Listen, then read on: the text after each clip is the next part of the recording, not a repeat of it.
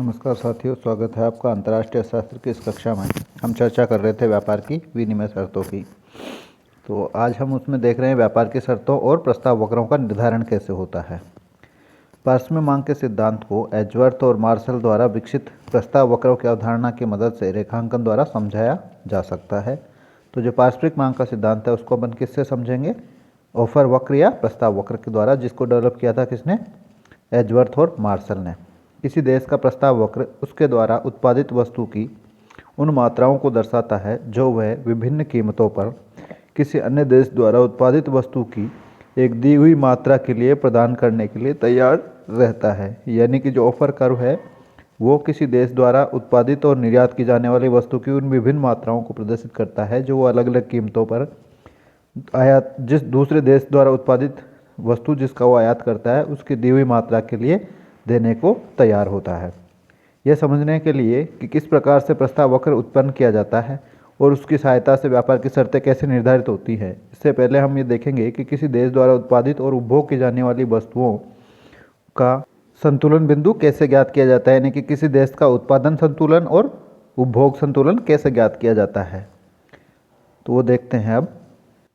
और इस जो समझने के लिए आधुनिक अर्थशास्त्री आमतौर पर उत्पादन संभावना वक्र यानी कि प्रोडक्शन पॉसिबिलिटी कर्व और सामुदायिक उदासीनता वक्र यानी कि कम्युनिटी इंडिफरेंस कर्वों का प्रयोग करते हैं। उत्पादन संभावना वक्र दो वस्तुओं के उन विभिन्न संयोजनों या संयोगों को प्रदर्शित करता है जो एक देश अपने दिए हुए संसाधनों और तकनीक या प्रौद्योगिकी का अनुकूलतम प्रयोग करते हुए उत्पादित कर सकता है। तो उत्पादन संभावना वक्र दो वस्तुओं के उन विभिन्न संयोगों को प्रकट करता है जो एक देश अपने दिए हुए उत्पादन साधनों और अनुकूलतम तकनीक का उपयोग करते हुए उत्पादित कर सकता है। इसी तरह से एक सामुदायिक उदासीनता वक्र जो होता है वो दो वस्तुओं के विभिन्न संयोगों को व्यक्त करता है जो समुदाय को समग्र रूप से समान संतुष्टि या उपयोगिता प्रदान करते हैं। सामुदायिक उदासीनता मानचित्र जो है दो वस्तुओं के लिए एक समुदाय के स्वाद और मांग पैटर्न को प्रदर्शित करता है। देश ए के लिए एक उत्पादन संभावना वक्र टी डैश और सामुदायिक उदासीनता वक्रों का एक सेट IC1, IC2, IC3 चित्र 45.1 में प्रदर्शित किए गए हैं, जो कि नेक्स्ट स्लाइड में है। तो यहाँ आप चित्र में देख रहे हैं कि टी डैश जो है वो उत्पादन संभावना वक्र है, IC1, IC2, IC3 जो है कम्युनिटी इंडिफरेंस कर्व है और P1 जो है वो घरेलू कीमत अनुपात रेखा है जो कि PC/PW को व्यक्त कर रही है। तो यहाँ घरेलू संतुलन की स्थिति किस पर रहेगा? Q बिंदु पर, जहाँ पर कि इसका उत्पादन संभावना वक्र और इसका कम्युनिटी इंडिफरेंस कर्व और इसकी कीमत रेखा तीनों आपस में संपर्क कर रहे हैं, स्पर्श कर रहे हैं। तो Q बिंदु पर ये जो है IC2 स्पर्श कर रहा है TT को और वहीं पे से गुजर रही है PP1। तो ये इसका घरेलू संतुलन का बिंदु हो गया व्यापार की अनुपस्थिति में। यहीं उपभोग करेगा और यहीं पे इसका उत्पादन कर रहा है। इसके बाद यदि व्यापार में प्रवेश करता है, चूँकि वहाँ व्यापार में इसको क्लॉथ की कीमत ज़्यादा मिल रही है, तो वो है P2 कीमत पर। तो यहाँ ये उत्पादन का संतुलन करेगा जहाँ पे P2 स्पर्श करेगी उत्पादन संभावना वक्र TT को, तो वो M बिंदु पे स्पर्श कर रही है और M बिंदु पे ये उत्पादन करेगा, यानी कि कपड़े की उत्पादन अधिक करेगा और गेहूं का उत्पादन कम करने लग जाएगा। Q की तुलना में M से देखें आप, तो Q पर गेहूं ज़्यादा था, M पर कम हो गया, और कपड़ा Q पर कम था और M पे ज़्यादा हो गया। और अब ये क्या करेगा? इसका संतुलन करेगा, उपभोग का संतुलन R बिंदु पे, जहाँ पे IC3 संपर्क कर रहा है P2 को। तो R बिंदु पे उपभोग कर रहा है, उत्पादन M बिंदु पे कर रहा है, तो वहाँ तक कैसे पहुँचेगा? ये NM मात्रा कपड़े की निर्यात करेगा और बदले में NR मात्रा गेहूं का आयात करेगा। तो ये जो है MN मात्रा गेहूं का, MN मात्रा जो कपड़े का निर्यात करके RN मात्रा बदले में गेहूं की प्राप्त करेगा और R बिंदु पर उपभोग संतुलन में आ जाएगा और M बिंदु पर इसका उत्पादन संतुलन प्राप्त कर रहा है। तो Q बिंदु पर ये क्या हो रहा है? MRTCW यानी कि marginal rate of transformation cloth for wheat यानी कि गेहूं के लिए कपड़े के रूप में परिवर्तन की सीमांत दर बराबर हो जाती है गेहूं के लिए, जो कि MRTCW है वो ढलान किसका है? TT1 का। और इसी तरह से IC का ढलान होता है वो कहलाता है MRS यानी कि मार्जिनल रेट ऑफ सब्स्टिट्यूशन। ये दोनों बराबर हो जाएंगे Q बिंदु पर और वहीं पे कीमत रेखा भी PP1 गुजर रही है, तो वो भी संतुलन हो गई है। तो माना कि देश A देश B के साथ व्यापार करने चाहता है और इससे कपड़े की कीमत गेहूं के सापेक्ष बढ़ जाती है ताकि नई कीमत अनुपात PP2 हो जाता है, जैसा हमने पहले डिस्कस किया। यही चित्र 45.1 में हमने देखा कि मूल्य अनुपात रेखा P2 के साथ देश का उत्पादन संतुलन M बिंदु पे आ गया है और इसका खपत संतुलन बिंदु आर पर आ जाता है। ये दर्शाता है कि मूल्य अनुपात रेखा P2 की स्थिति में देश गेहूं के RN मात्रा के लिए RN मात्रा आयात करेगा और बदले में MN कपड़े की मात्रा का निर्यात करेगा। इसी प्रकार यदि कपड़े की गेहूं के सापेक्ष और अधिक कीमत बढ़ जाए तो मूल्य अनुपात रेखा P2 की तुलना में और अधिक खड़ी हो जाएगी, यानी कि और ज़्यादा स्टीप हो जाएगी। और फिर कपड़े के निर्यात की समान मात्रा के लिए गेहूं के आयात की मात्रा बढ़ जाएगी, यानी कि जो कपड़े का निर्यात मात्रा है उसके लिए गेहूं की अधिक मात्रा आयात करेगा वो। ऐसी जानकारी के साथ जो कि चित्र 45.1 से एकत्रित की गई है, हम 45.2 में देश के ए के प्रस्ताव वक्र को व्युत्पन्न कर सकते हैं। तो चित्र 45.1 में हमने देखा स्पर्शरेखा दो वस्तुओं के घरेलू मूल्य अनुपात को दर्शा रही है और एक ऋणात्मक ढाल वाली है। तो हमने देखा ना, स्पर्शरेखा जो कीमत रेखाओं का अनुपात है, कीमतों का अनुपात है, वो P1 थी पहले, फिर बाद में P2 हो गई। तो ये क्या है, ऋणात्मक ढाल वाली सरल रेखा है।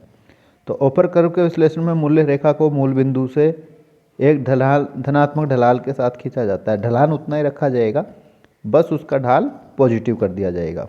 ऐसा इसलिए है क्योंकि एक प्रस्ताव वक्र के आरेखन में हम केवल एक वस्तु की मात्रा को जानने में रुचि रखते हैं, जिसे किसी अन्य वस्तु की निश्चित मात्रा के लिए बदला जा सकता है।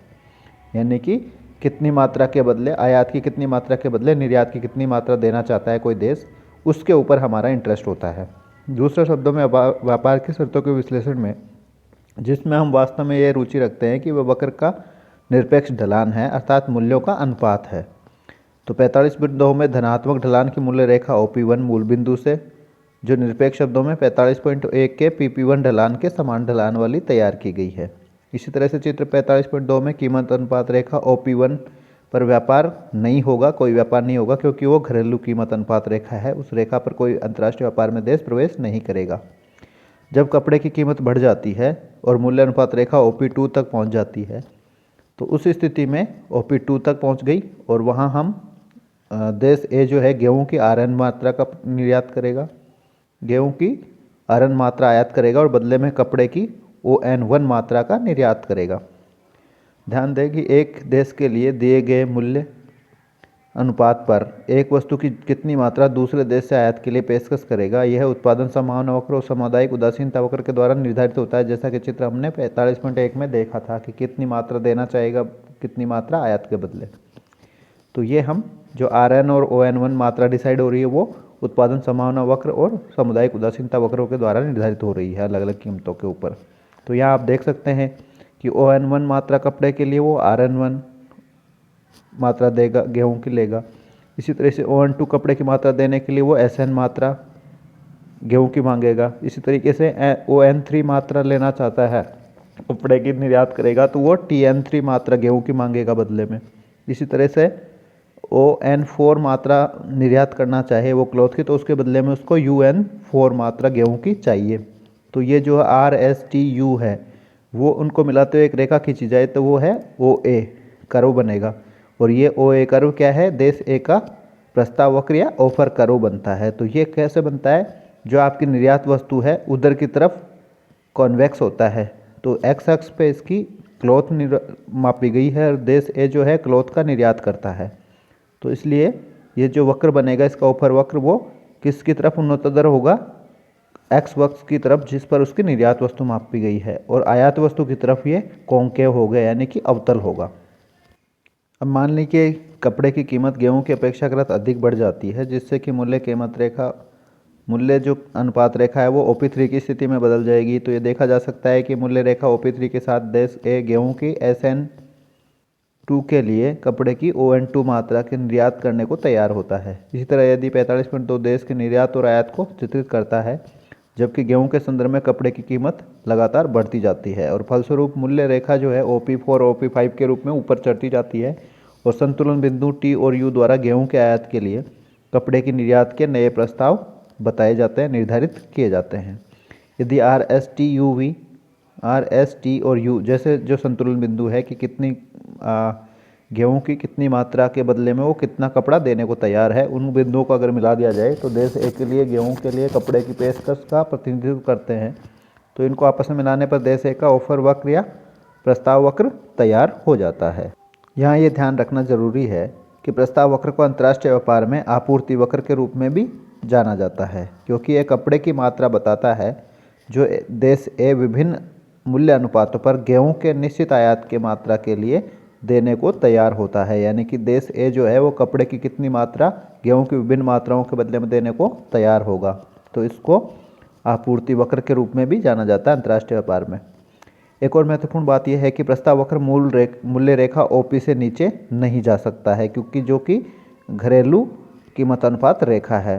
तो जो उत्पादन संभावना वक्र है और देश की सामुदायिक उदासीनता वक्रों के द्वारा निर्धारित घरेलू विनिमय अनुपात को प्रदर्शित करती है, तो ओपी रेखा से नीचे नहीं बनेगा, वो उसके ऊपर ही रहेगा।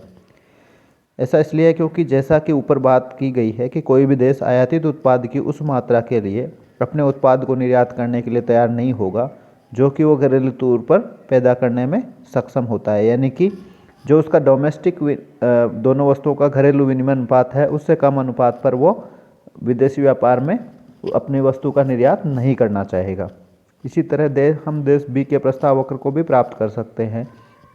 चित्र 45.3 देश बी के प्रस्ताव वक्र को उत्पत्ति किया गया है और जो कि गेहूं की मात्राओं को प्रतिनिधित्व करता है, जो कि देश ए से विभिन्न कीमतों पर कपड़े की निश्चित मात्रा के बदले विनिमय करने के लिए देश बी तैयार होगा। तो यहाँ देश बी जो है वो गेहूं निर्यात करता है और कपड़ा आयात करता है देश ए से।